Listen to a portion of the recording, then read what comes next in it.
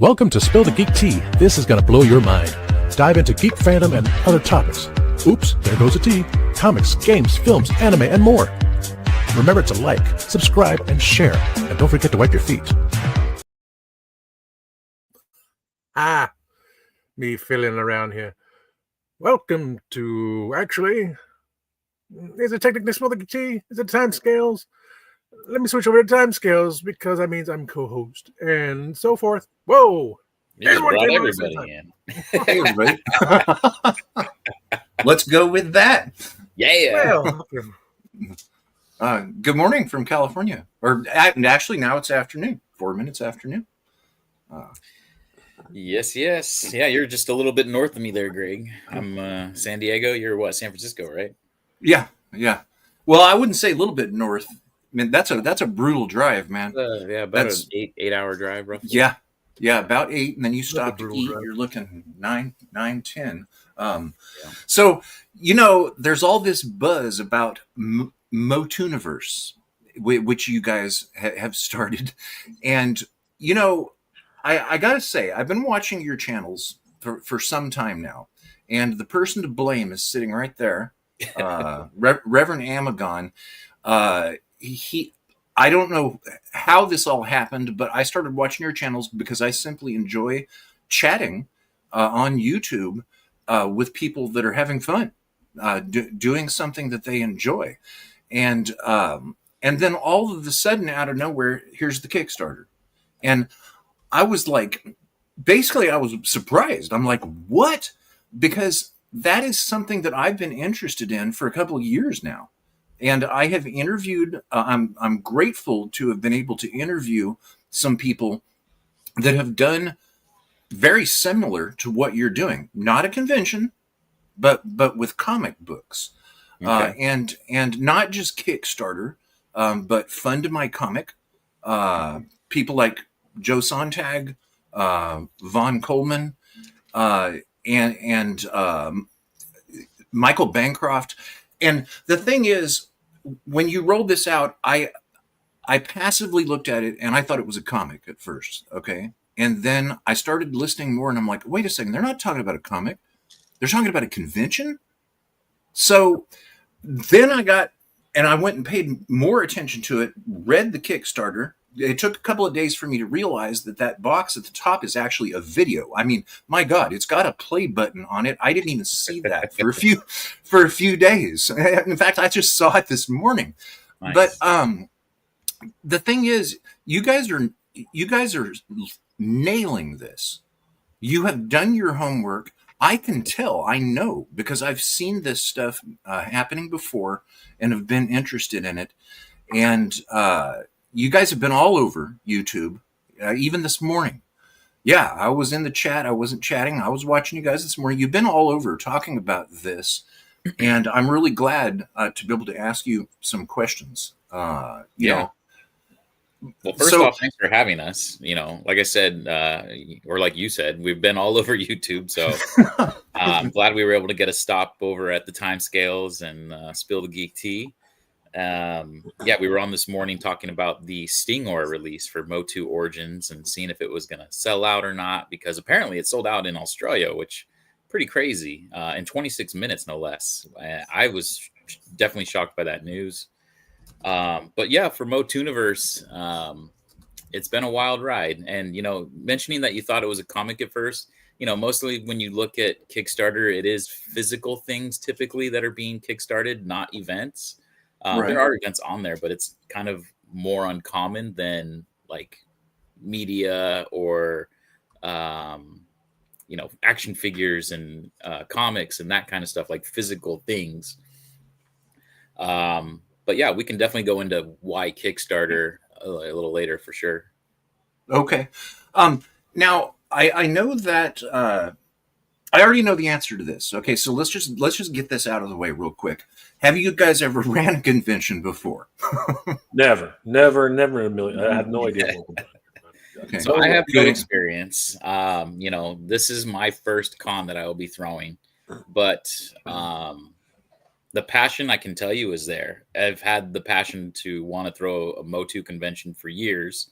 Even while PowerCon was going on, I would have loved to have had my own going on as well.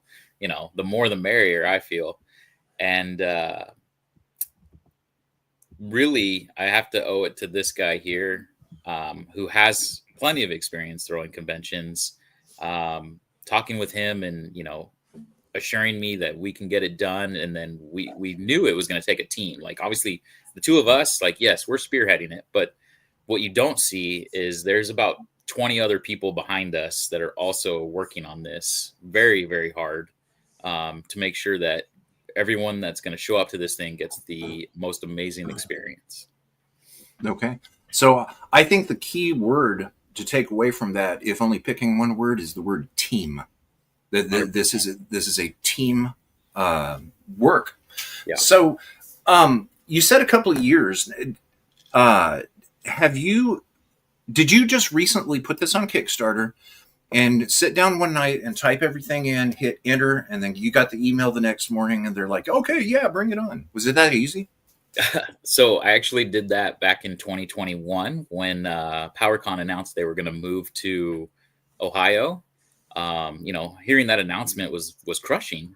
That was my favorite con to go to. It was, you know, I'm obviously a huge Masters Universe collector and just, I would say a super fan, right? Like I have, my name is dedicated towards Masters Universe.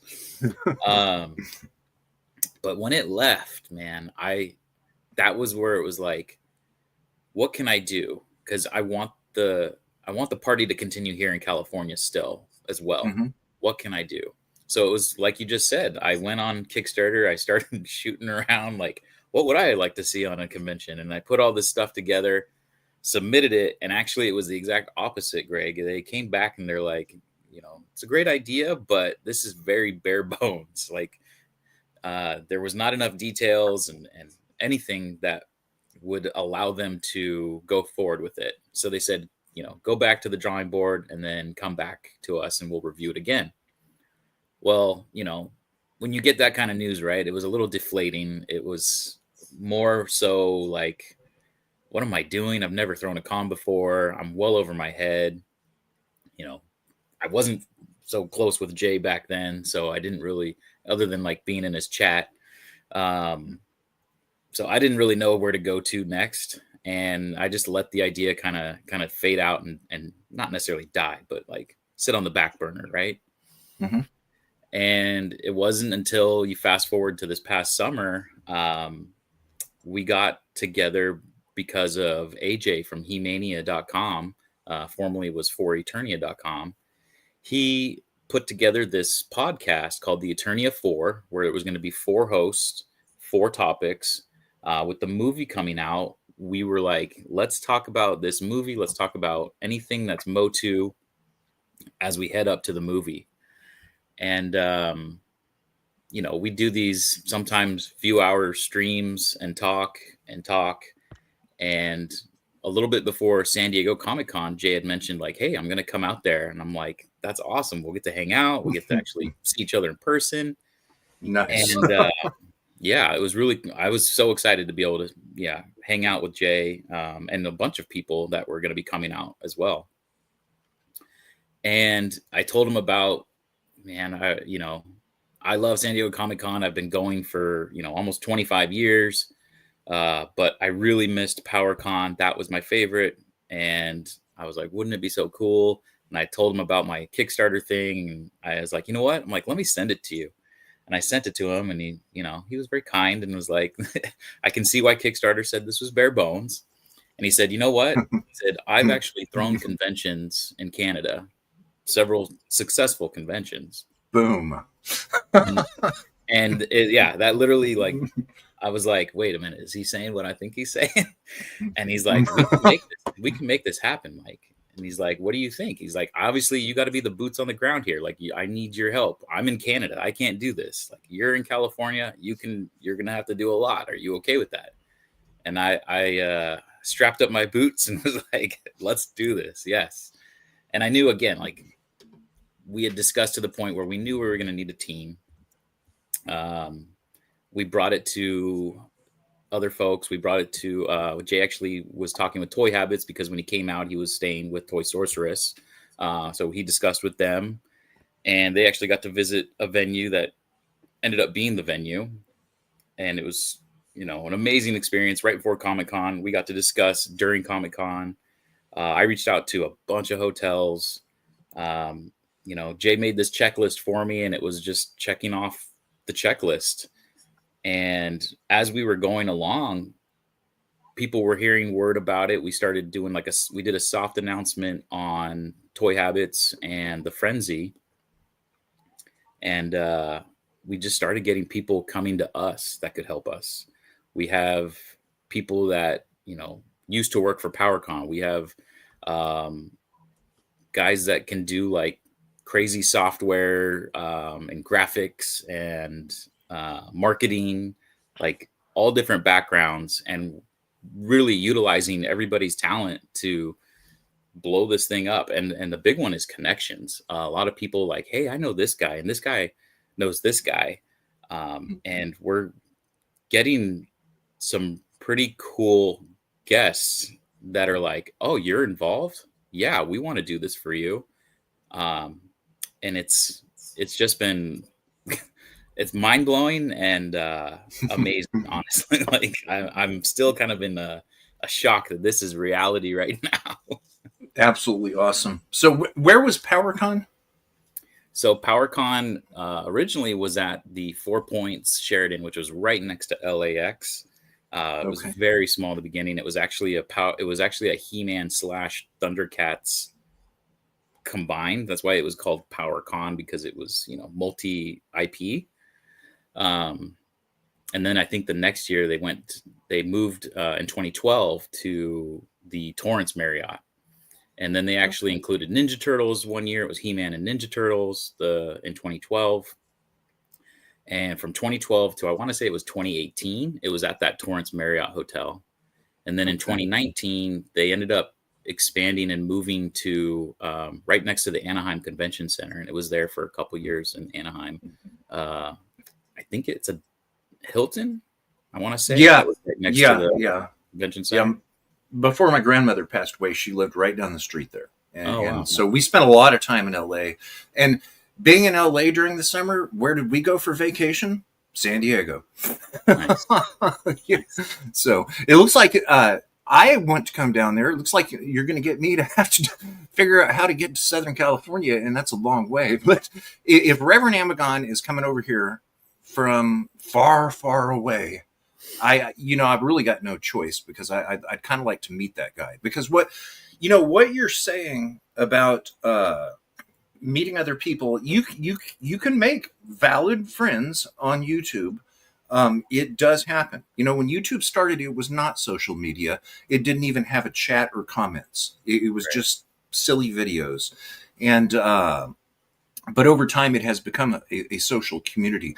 Now, something, I want to ask Jay about what you've just described here, and how he first became aware of this at all back in 2021, and what his thoughts were. But before that, one more thing on Kickstarter and your initial desire to use it. You experienced what is called rejection. What you wanted to do did not happen. Right. Which happens in people in arts and performing arts for a wide variety of reasons. And in fact, rejection seems to me that it may actually be more common than uncommon. Such as an actor will audition for a part and they don't get it.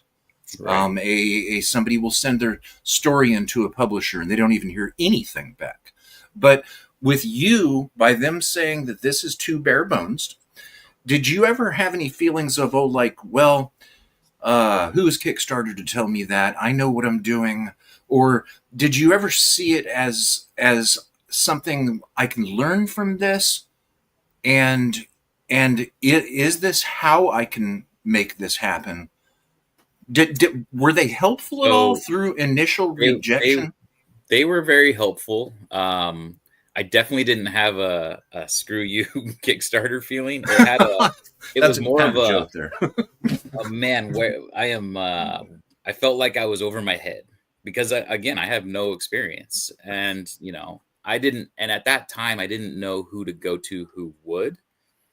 So I didn't really know where to go from there. So I kind of just, it was oh, okay, I understand, like, walk away with your head down kind of thing. And just, I didn't want it to die, but at the same time, I didn't know where to go from there. It was a matter of just not knowing anyone that could help me make it a reality.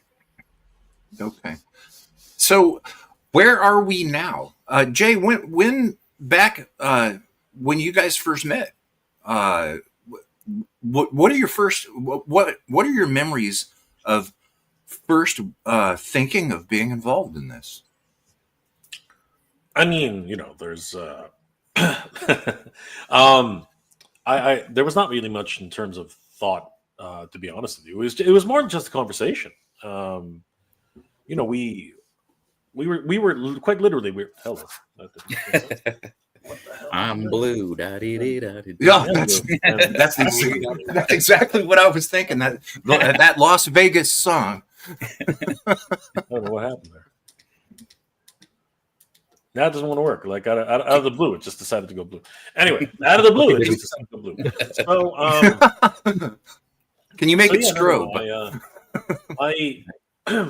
Mike and I were just talking, and we just recanting, stories and everything like that. And Mike just basically mentioned that he misses PowerCon and a convention in California. And at that point, we were also talking about the movie. Like, we just come off of the Eternia 4 podcast, and we were discussing truthfully, we were discussing how I don't really feel that this movie this movie has the legs. You know what I mean? I just felt that was something that I was like, I don't know if this movie's actually going to make it, because the premise of the movie is a bit strange, and everything about it is just like a little bit wonky. And I also said that, what, I think, Mike, you might remember this. I said, you know what, this is the year to do a convention. If there's ever a year to do a convention, now's the time to do a convention, because there's like in the convention scenes, especially the geek culture convention scenes, we always like smack our lips and rub our hands together whenever there's a movie year. If Transformers has a movie year, all Transformers conventions do incredibly well, right? What's it called?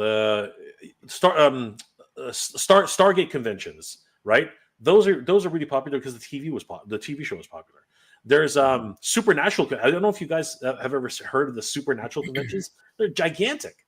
You know what I mean? Like, I know the show. I didn't know there was giant. Oh hell yeah! Oh hell yeah! They have huge Supernatural conventions. It's ridiculous, right? So they tried a couple of X-File conventions, but they were like. I was gonna say, I have friends that go to a Xena retreat in like the middle of Wisconsin or something like that. It's like a full on like camp for Xena. Yeah, well, that's a LARP convention, but but I remember, like, Mike and I were talking about it, and I literally said, this is the year. If there's ever going to be a year to do a Master Universe convention, it would be this year, because this year is crazy. It's got 2 movies coming out. I remember that we were talking about that, and this was before the video games, right? So Mike and I Mike's like, I've always wanted to do a convention. You're reading my mind. I'm like, and I was like, what do you mean? And that's when he told me. He was like, I tried to do a convention. I was like, you did? And then he said, yeah, check this out. And he sends me this Kickstarter page, and I was like, oh wow. Yeah, it's great, right? It's, you got your idea. The idea is great. The idea is awesome, right? You're missing a few things. I said you're kind of missing a few things, right? And then I just started talking about what needed to be done to get a convention off the ground. I said, you need to contact the hotel, right? You need to actually have a date. You need to have people in place to do this and do that, and you need you need a team, right? Because not one person can do this. It's impossible, right? And then, we just kept talking, and all of a sudden, we just all of a sudden started talking about how, hell, it sounds like a great idea, right? So the two of us kind of convinced each other that this would be a good idea to do it. And then when it came down to it, I was like, hell, you should do it in California. And, obviously that's what Mike wanted. But the reason you do it in California is because everybody's already there. What do I mean by that? What I mean by that is small conventions usually, when they're first starting out, the hardest part about conventions, especially like geek culture events like this one, is your guests or your attractions are usually people who've worked in the industry, people who have worked on movies and television and things like that. And it's always hard to do that, particularly if you're in Canada. If you're in Canada, it's really hard to do it because you have to fly somebody all the way from California up here. You gotta house them. You gotta feed them. You gotta guarantee certain guarantees for their appearance, right? And the shows that I'd done, I was like, that with very little resources when you're first starting out a convention, that's a killer. But then I'm like, well, crap, everybody's already in California, right? Everybody who you would want to come to your convention, they're in California. So I was like, you know what? What better place to do it than in California? So I was basically like, Mike, if you're interested in doing this, I think it's a good idea. You should really consider it. And then Mike's like, let's do it, right? And I was like, all right. Well, then we got some homework to do, and that's really where it was. That's how everything really started. It's just casual conversations. You know what I mean? Because nobody knows I have experience in conventions. It's not something that I advertise. You know what I mean? It's just something that you end up doing. So, but yeah, that's how it all came together, really. Okay, very good. Well, those were my burning must ask questions right there. And what is Tom doing? Yeah. What is that? He's preparing for the apocalypse. Stinkor walked in the room. You're on mute. Can you see the button? Sometimes I can't, even without my my stuff from Ghost King. That is a cool mask. What's that from? Ever since my dear sister Eliza got me into the band Ghost, yeah. Oh, is that as a Ghost? order, I had to go with the masks from Ghost. Yeah, cool. I like the pins, I like the patches. Liking what we have for the Founders set through Kickstarter 2. Which, how many are left right now? Last count? 37. There are only 37 left. We only have 37 out of 100. Yeah. I won the first because being a founder. Yep. Same here. Now, Jay, let's dig into the Kickstarter page. Sure. And take a look at that. Tom, didn't the lead singer of Ghost end up getting claustrophobia from wearing those masks or something like that? Yeah, after 15 years of gluing those masks onto his face, he got claustrophobia. So I can understand, but as I keep saying, just breathe. As Faith Hill said, just breathe. Oh, okay.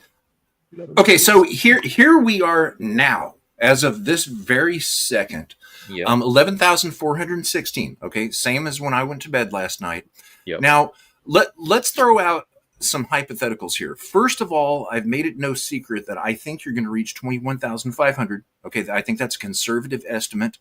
And I'm only basing that on what I have seen happen with other people's Kickstarters, where I have interviewed them and paid very close attention to what they're doing. Okay, so I pray that I'm correct about that, because you still have several weeks left. Yeah. With the 30, I'm not good at math. What is 37 times 150? That's a good question. Here, let me get a calculator. I got it. 37 Over $5,000 at least, 5 or 6. Okay, grand. okay. So let's say add $5,000. So it's 5,550. Okay, so that would be 16,900. Be right around 17,000 roughly. Yeah, pushing 17. Okay, now, in looking at your tiers here and the ways that people can back, it seems to me as if those last night you called them the 100. Mm-hmm. It seems like the 100 are what has helped this to reach this point so quickly. Now, to get to that stretch goal of 25, do you have any way of adding just an additional 100? I'm sorry, any additional, maybe 50 additional VIP packages, and to where the 100 would become the 150 fairly, because of perhaps not knowing how quickly they would sell out? Can you do that? I mean, can we do it? Yes. Do you want to do it? Well, right now the answer is no. Okay. I feel like the 100 is special. It's exclusive for those that do know what's happening. We still do have the VIP package available for people, which will give you the same access as the founders package. So if you're trying to get in early for any exclusives that we have at our con, anything like that, yeah, you're gonna have the same access. But as far as like getting the extra swag and everything, the founders pin and the founders shirt and all that, we wanted to keep it at 100. Will I sing another tune in like 2 weeks? I don't know, but as of now, I'm really wanting to stick to my guns of having it be at 100. Okay. Now, you just brought up something I did not realize. Is it my understanding that there is a VIP package and a founders package? That's correct. Yeah. So we have two. So the founders package is a VIP package, plus you're getting all the founders package kind of stuff. So you have a VIP pass, but your VIP pass as a founder will look different than your regular VIP pass. Okay. And how does... Oh, go ahead. No, go ahead. Sorry. I was just going to say it's going to be visually different. Like it'll have different artwork. It'll say founders. The shirt will have founders on it. So like it's going to be different than the other. Yeah, there you go. So Jay's showing through. So it's going to be, slightly different. Obviously, that's not it. It will be more Motu, more, He-Man and something She-Ra artwork on there for you guys. Now, I'm trying to remember which one I ordered now, whether it was a founders package or a VIP package. The founders package is $150, right? The VIP package is $60. Right. And the $60 VIP is a sale price for Kickstarter. Okay. So when Kickstarter ends, that price is going to go up to 100 for anyone that wants to be a VIP. So if you're interested in a VIP, now's the time because it's 40% off. Okay, people need to do it now. Okay. Wow. Okay, that is something that I did not pick up on this. Now, I wanted can we go all the way to the bottom down here of this? I read this entire page this morning. No, way down, all the way down at the bottom there. For the early VIP weekend package. Yeah, that right there. Yep. Well, can you describe what that is, please?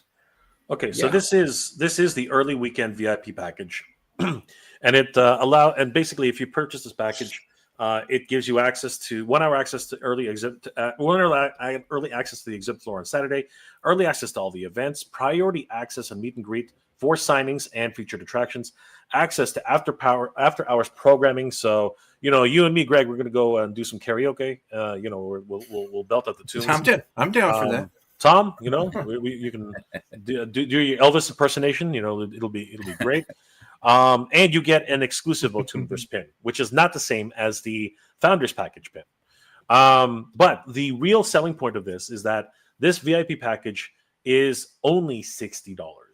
A regular VIP package at the door will be during the regular sale will be $100.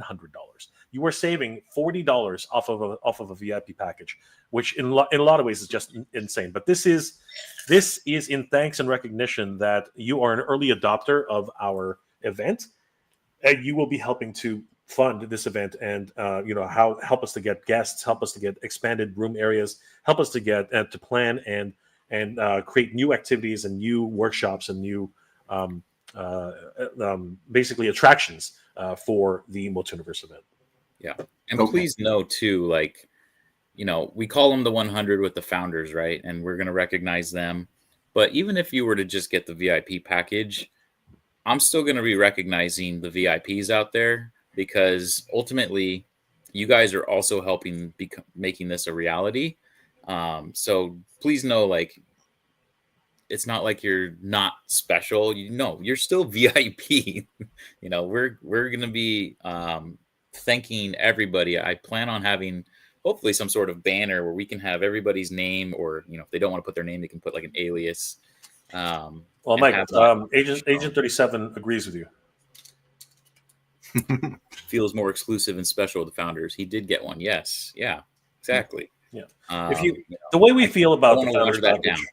the way we feel about the founders package is that 100 is like a centennial number. You know what I mean? Like when you think of when you think of a centennial number like 100, there are only 100. It's like the gathering of a centurion. You know what I mean? It's not a 300. battalion; it's a centurion, right? It's basically 100 people came together to make something incredibly special. So that's really why we're thinking of that, for sure. Okay, very good. So for those that have gone for the founders package, I understand that now you guys have some printing that needs to be done and some manufacturing with the coins. And can we expect these to arrive in our physical mailboxes, like around April or something, possibly? Correct. So we're shooting for probably late April, early May. So before the convention, that way you guys can show up and already have your lanyards and badges and everything, rock your shirts and all that stuff before the convention. So yeah, we are looking at around late April to early May for shipping for all the swag, as we #swag. Okay.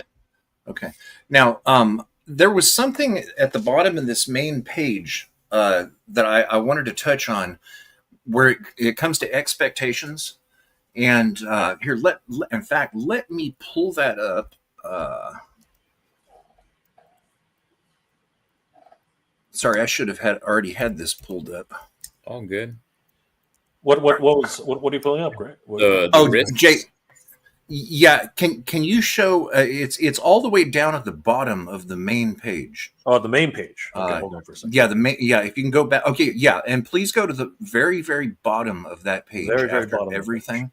Okay. Yeah, way down. Way down. Hey. Hey. Yeah. So speaking of our team, you can go to our Kickstarter, and we highlighted some key players on our team for sure. Yeah. See, I've seen these people. Yeah, all of these people have been instrumental in helping us to achieve this goal. If it wasn't for every single one of these people giving their time, their effort, their passion, and their really themselves, right, we would not be where we are today. As a matter of fact, a lot of these folks are still working hard right now while we're live streaming. Yeah, literally. Contacting guests, contacting vendors, contacting exhibitors, contacting everybody who could really help with the convention. Who's that guy? I know that guy. He's Satanized. Oh, I know. What? How did I miss that? I didn't even see that. I know. That guy's working hard. I like how his description is former evil genius. I still have the business cards. Evil Genius Productions. Seriously, all of these guys are working very hard, and some of them are incredibly talented. Like Ron here. Ron is incredibly talented. He's bringing this to the show, by the way. Yes, we're looking to have that at the show. I mean, look at that thing. That's going to require a pickup or something. There's Kenny. Okay, awesome. I gotta leave for a second. I'll be right back. Okay. All right. So okay, yeah, right here, risks and challenges. Okay, now, just generally, is this a template that was provided by Kickstarter, where they said you need to have this on here, or did you guys write? Okay, no, I wrote it. You wrote it. Okay. Yes. So there's a spot for risks and challenges, and you have to put something in there. Okay. So I basically went to Jay and we kind of formulated like the 3 biggest risks, and felt like, okay, this is what we can put just to have that spot. Okay. Okay. So this leads into 3 more quick questions, and we're going to start with the very last sentence. That way the event is sustainable even at conservative attendance levels. What do you consider to be a conservative attendance level? Basically, what are you thinking in numbers? 500 people? 1,000? 2,000? I mean, I hope. My fingers are crossed. I guess conservative would probably only be a few hundred, right? But I mean, we're shooting. I would hope we get close to 1,000 over the weekend. That would be amazing. Okay. Now, the next question is this going to be annual? Is there going to be one in 2027? So currently, we do have talks with the Marriott to continue, but again, it's all dependent on how successful this con is this year. You know, if it's something where we barely got it to go, then I don't know. But ultimately, yes, we want this to be annual. We want this to grow. We want MOTUNIVERSE Orlando. We want MOTUNIVERSE Colorado. You know, we want we want Motu cons in every state. Every state. Yeah. Now that right there, that is thinking big. MotuCon Anchorage, Alaska. Yeah. Well, you know, I had never even thought of what Jay said about having it in Los Angeles because everybody's already there, and of course he would know, and that's part of the teamwork. I did not know until today that Jay has been involved in running conventions. I now that he said that, I remember him saying something about it before on his show, but I forgot. So it all comes down to teamwork, and these people that you've shown here, I've seen them on your channels. I've chatted with them, and it looks like you have really assembled a team of people that are excited about this. Yeah, and the way it's feeling right now, Greg, is I can almost say with very good confidence that yes, this will be an annual thing. Okay. I'm feeling from the kind of response we're getting, our only hinder right now is awareness. And the more we can make people aware of this, everybody we've been talking to has been like, oh my gosh, this is amazing. Oh my gosh, I want to attend. Oh my gosh, if I can't attend this year, will there be next year? Like there's already a lot of people asking what you're asking. Like, will this happen next year as well? And the answer is, I mean, tentatively, yes. We do want to make it annual. Okay, I've only got a couple more. I've been asking questions for like almost 40 minutes now. Thank you, but I want to turn this back over to Jay and Reverend Amagon. Let's do a hypothetical here. Let's put the brakes on, and all of a sudden nobody donates another $1 to Kickstarter, and you are sitting here at 11,416 in 3 weeks when this ends. Would that be okay with you? I mean, is that enough that's going to allow you to do this? I'm assuming so because it's double funded. But do you have confidence and hope that would just be okay? Which that's not going to happen. Okay. I mean, ultimately, yes, the con would happen. I still think that we would have an amazing time. Will it be smaller than what we would want? Yeah, but that's okay. Sometimes smaller, you know, again, this is our first year convention. We're not trying to just come out of the gates hot and look like a San Diego Comic Con or even PowerCon for that matter. You know, PowerCon's got a decade behind it. We're grassroots here. So, you know, we expect it to be a little bit on the smaller side, but again, we're going to try to get the most bang for our buck. We have other, like, let's say this does end and we're at 11,000, whatever. Okay, great. Well, that's going to have the venue secured, and it's also going to help us have breakout rooms. We've already hit that first stretch goal to have enough funds to where we can do breakout rooms. And then we're just going to start opening up our website and obviously for vendors and getting that income, and still try to approach, guests that had to do with Masters Universe throughout the years. Will we get someone like movie actor or something from the 2026 film? I mean, probably not. You know, Jay actually brought up a good point the other day. At that point, what we'd probably look to is try to get sponsors. If we can get sponsors on board with us, then we can all of a sudden, and even if we hit 25K, we still are going to look for sponsors, because ultimately the bigger and the more funding we can get, the bigger it is and the better it is, right? So yeah. I don't want to have to wait until 2027 to have a big con, but Okay. you know, Fair enough. if it is like it is, then, you know, I will still be excited and happy. And I mean, you guys have seen our friend Play Motu has been posting on his Instagram like our reactions to hitting these goals, and I promise you those are genuine. Like I am flipping out every time we're hitting a goal. Yeah, I could tell. I've been watching you guys, and I could see the elation there. Would you agree that maybe there would be something beneficial in it being not so big? That way, you would gain the experience. Just check that box. Do the first convention, and then when you go to the next venue, then you can show them, yeah, we've already done one right here. Call Hilton. They got paid. Everything went fine.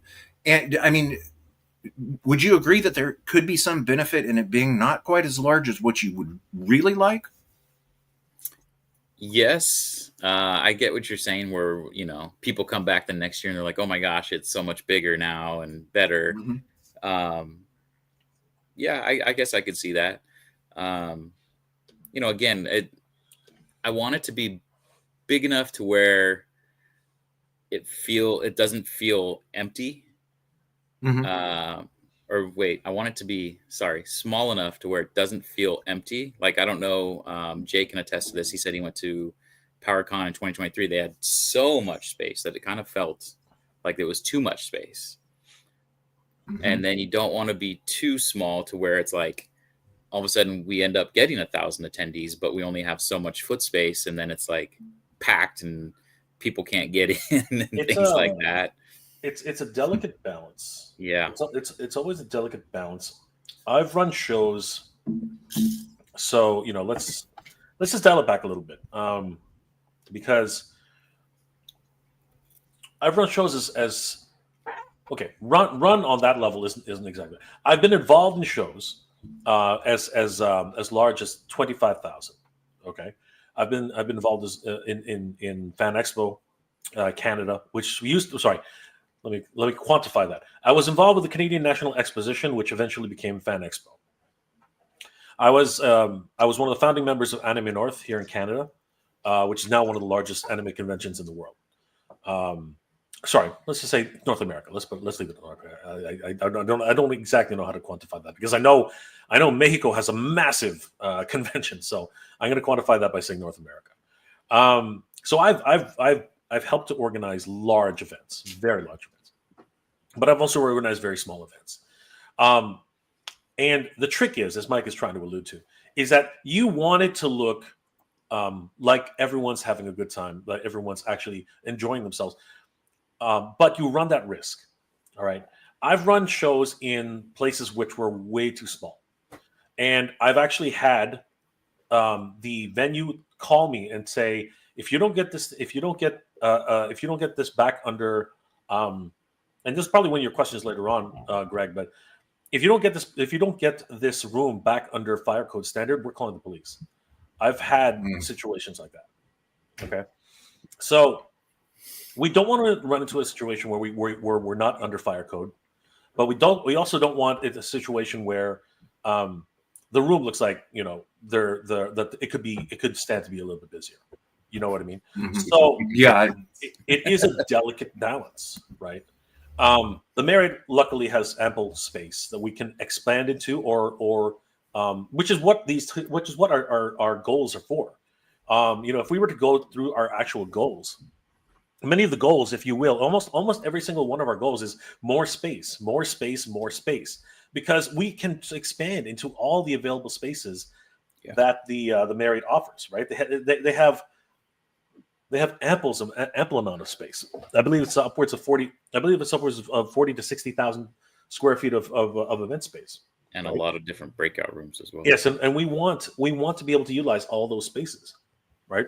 So that's what the 10,000 stretch goal is for. That's what the $15,000 stretch goal is for. But again, we don't want to expand so much that we're in our first year we don't want to expand so much that we have too much space. But at the same time, that generally doesn't happen with Geek events.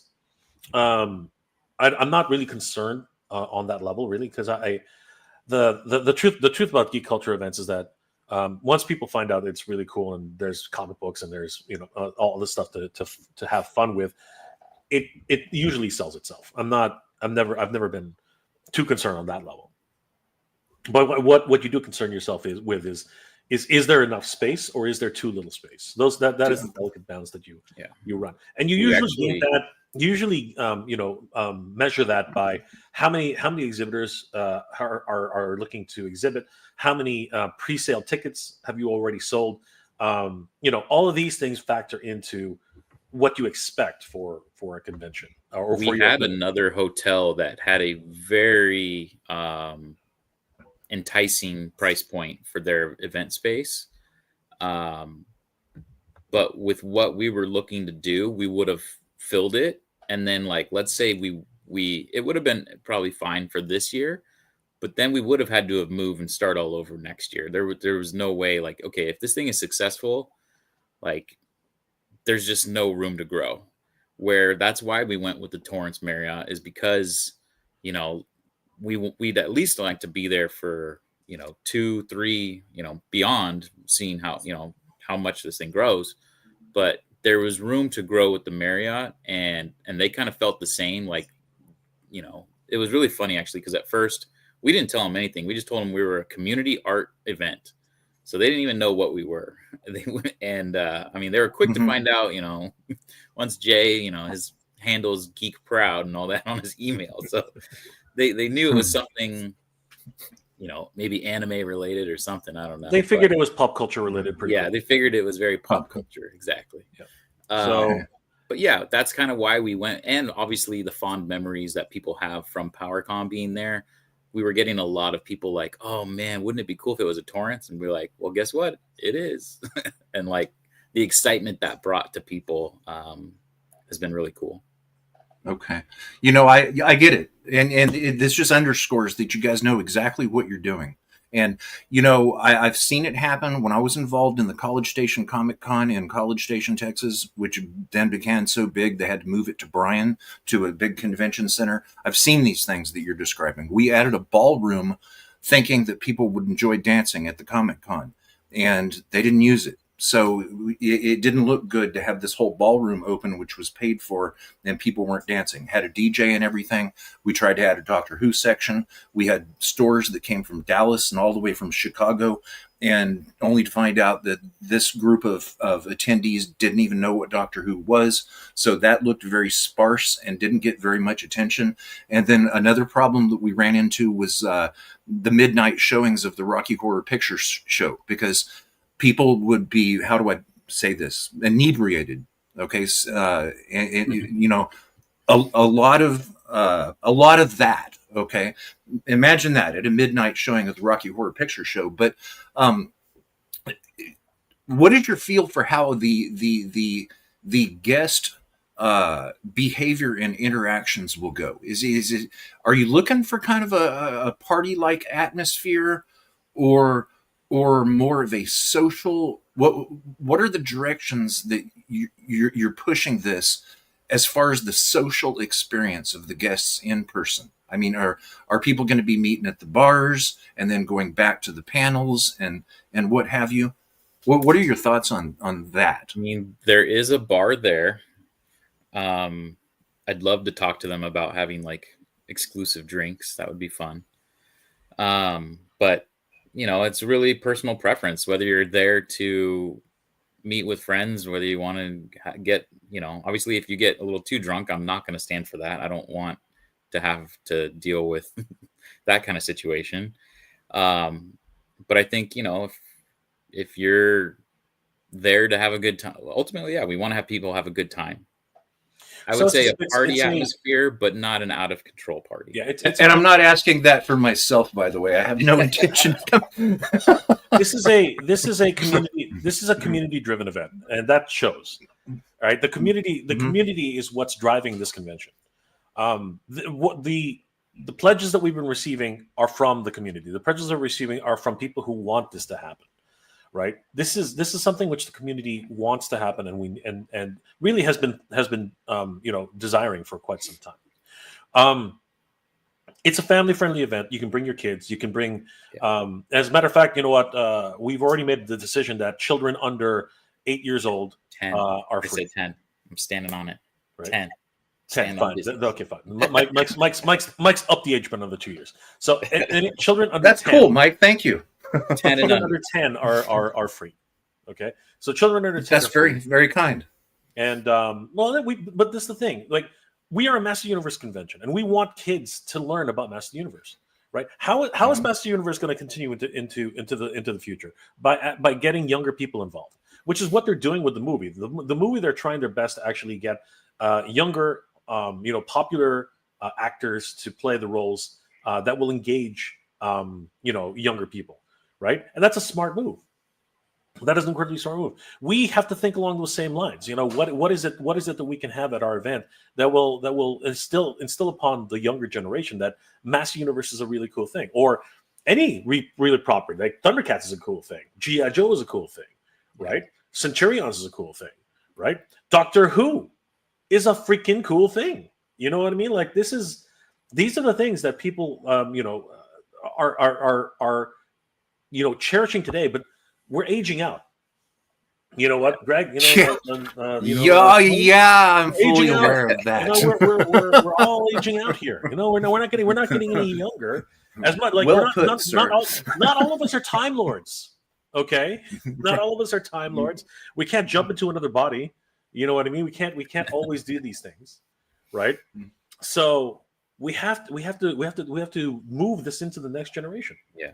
Right? And we're catering to kids too. Like, our team has come up with some really fun, just like kid activities, because you're going to take your kid to this event and then it's like, they're just walking around like, yeah, okay, whatever, Dad. Like, no, we want to get them active and having fun and participating in things. So we definitely, wanted to do some fun kid like specific activities at our con. Okay. Well, there's no doubt in my mind that it has the correct team. And I am now out of questions. For people watching this on the timescales, look at this. How cool is this? I've backed it. I'm a founder. Go get your passes now, because this may be something you will really love. Yeah.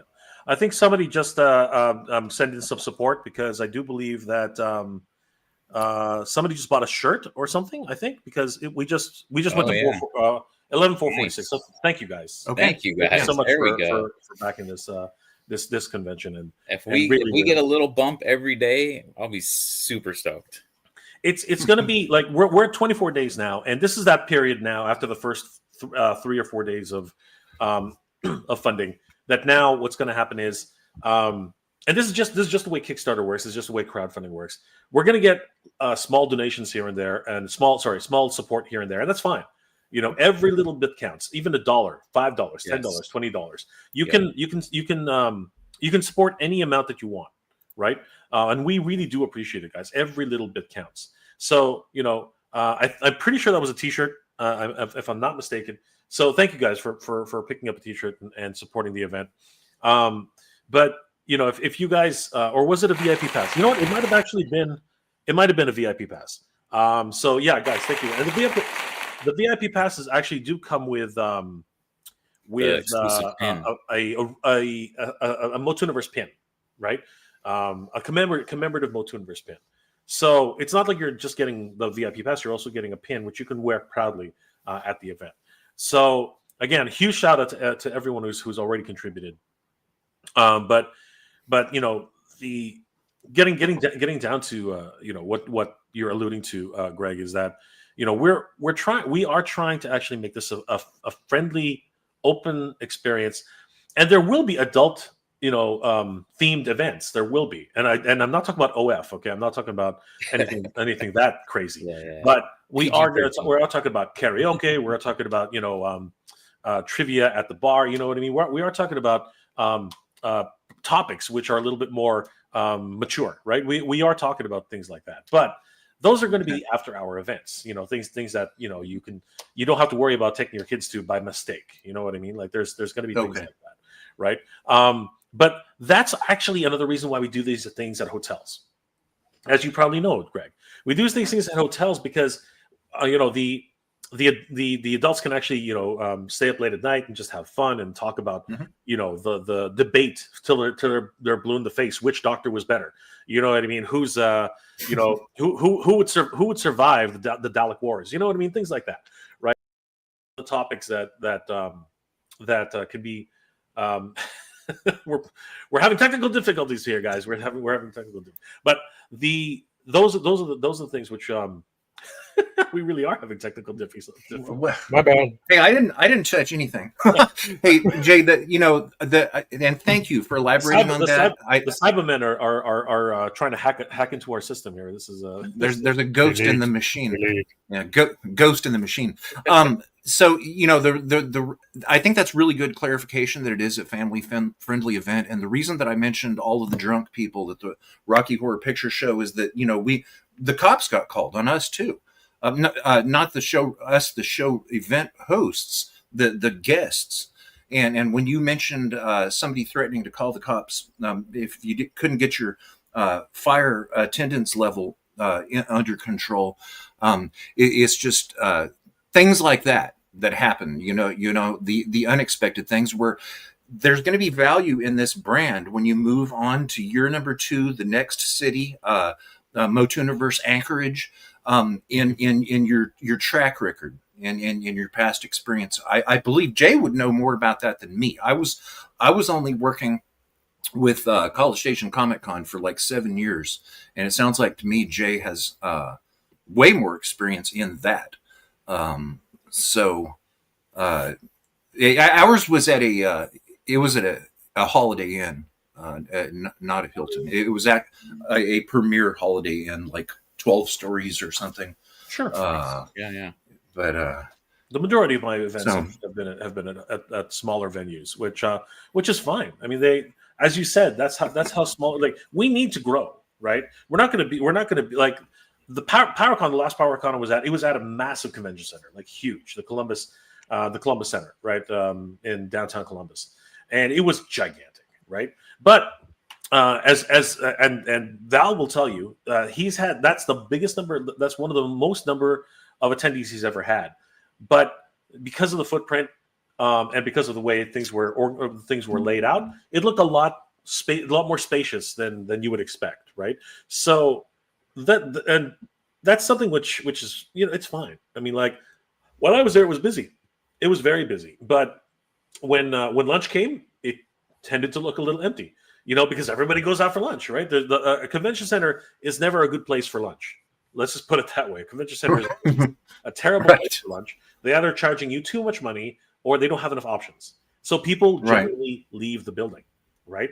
So that's what you can expect around those hotspot areas, right? And we know that. Mm-hmm.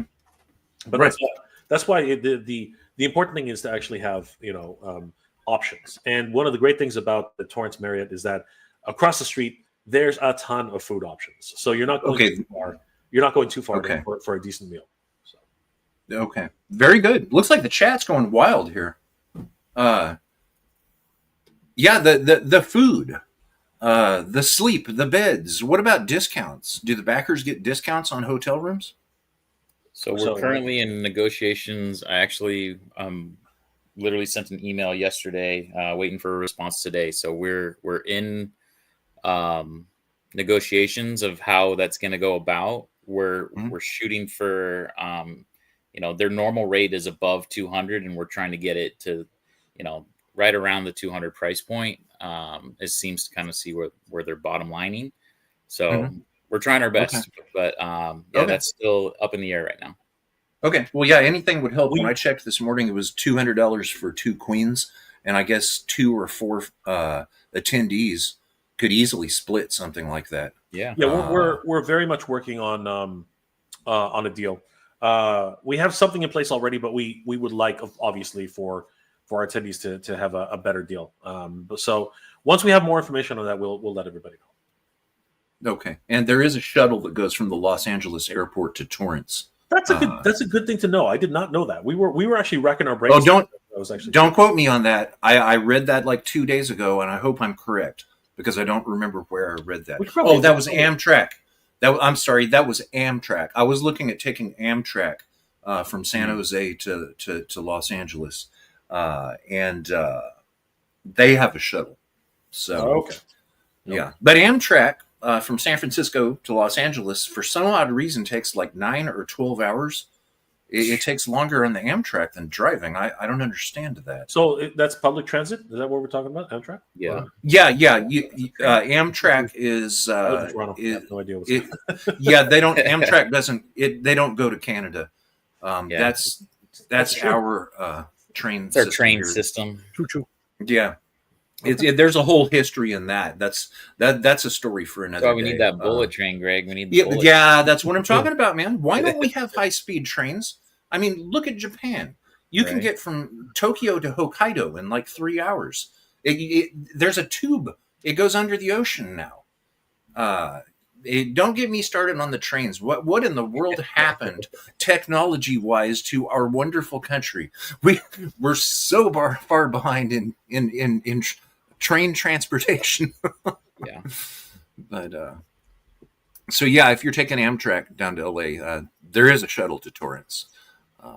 But there's also the public transportation, and I think that this is going to be something easy for people in the area as far as commuting to it themselves, because like Jay said, that's the perfect place to pick Los Angeles because everybody's already there.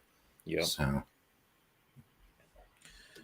Yeah, that was our reasoning anyway. So we're very much invested in this, as you can tell. Mike and I are busy at work right now. We've been on live stream after live stream after live stream, and it's important to get ourselves out there and make sure people are aware. Awareness is the biggest thing about this endeavor, because and as anything, if people aren't aware of what we're doing, there's no way they could even support us in any reasonable way. So yeah, Okay. We're very excited, and we are very grateful for everybody who's believed in this project and given us the support us thus far. We still have a long way to go. We have 26 days or 25 days again. 24 days. We have 24 days. We have 24 days left. A lot of time to make up the final few stretch goals. And if Greg's predictions are correct, we should be in an okay place by the end of this whole. Oh, I hope so much, because I want that for you guys, because I get it. I totally get it, and I'm really happy that you've made it happen. So thank you very much, Reverend Amagon. You want to take us out? Yes. So, hey, Rose. So thank hi, you all Rose. for participating or commenting and so forth on our shows today. Greatly appreciate it. Let me just switch back and go to banners. Let's see. So we have. Thank you, Mike. Thank you, Jay. That's awesome, guys. No, thanks to everybody who Thank you so much. who donated, and of course, thank you so much for who. If it was a T-shirt, if it was a VIP pass, thank you so much for helping us. It was amazing. Show off the links real fast for all of us here. You know us because we're also part of Spill the Geek Tea, because I made them co-host on purpose. So with that, let's see, just one more comment here. Thank you, Jordan from Canada. Thank you, brother. Glad you guys are enjoying. Absolutely, Jordan. For sure. Nice to see you. Thanks for coming by. Everyone keeps telling us to make a documentary about it, but I'm like, I don't have someone to just follow me around and film. Like, I'm trying to work a full-time job between this two, so I don't really have time to film myself doing this kind of stuff. But That's a really good idea, though. yeah. Whoever suggested that, that's a really good idea. To Rose, yes, tonight for Legend of Trying Cars is a cosplay episode hosted by Jessica Womack, so we won't be on. But next week, the week after, it's my friend and author, Nev Fountain, so I show my support with him. Body cam, yes. Body cam is funny. Just have body cam on all the time. Or just have someone just hold up the smartphone and do the It whole would thing. work. 'Cause that's, if something occurs at MegaCon, which believing we're going to be there, and if an actress decides to run the booth, I jokingly said, "Yeah, we'll be at a panel on the other side of the convention center, and we'll be running all the way over the other end, just having film us, and we'll call it Dead Tired." I wouldn't mind like maybe days leading up to filming, but like now, maybe just an interview or something, and we show things Right. come along the way or something. But Everything is set, yeah. just kind of. You're here at the convention. You're at the hotel.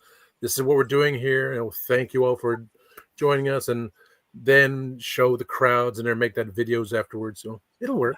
It'll all work out right. Well, we'll probably get one of our toy tuber friends to basically just make something up. I mean, like everyone there will be a toy tuber. They'll be covering the event. I'm pretty sure a lot of them will have B-roll and things that we can splice together. Okay. Yeah. What about press passes? Can someone get a press pass and walk in and film the whole thing inside? Yes, of course. We will have we will have press passes to people who would definitely benefit from being able to attend the event and cover the event for us. So yes, of course.